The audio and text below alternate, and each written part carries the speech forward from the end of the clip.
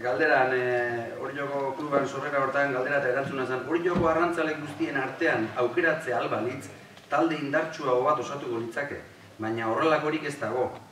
Antxoa eta egalusi harrapatzen daudelako gehienak. Eta luzaro egoten dira herrira azaldu gabe. Beraz, legorreko mutilak ditugu. Alegia horrik ustea, legorreko eta arrantzale eta kontu berek, ez hola, berezitasun bezala. Horren gainean ez dakitze horrek komentatu nahi baldin mazue. Bai, beti esan izan du da, lan gorrok izan du dira, bai arrantza, bai Joxanek esan du bezala, baserria, orduan igual, gazte jendia beti zelduo, ez?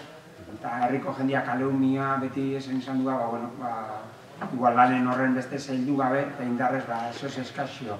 Baina, ez zaitik bitzen egon gozian, seguru bai indartzuk, baserritarrak, eta baino bai kaleko jendiare bai indartzua. Arrantzaleak itxasuan ezaguera gehiago ere, bai, gura ezautu, bizimodu hori, guran kontaktua eta... Gero bila urte pasaian arabera baita lehen esate zuen, baziala arrantzaleek arrantzan ibilita ere, etortze ziala eta 2 hilabete internatu eta kontxako estropa jokatze zuenak, oso arren hori honak komentzian. Baina gaur egungo garaitan iruditzen zaitu egiteko zaila izango litzakela.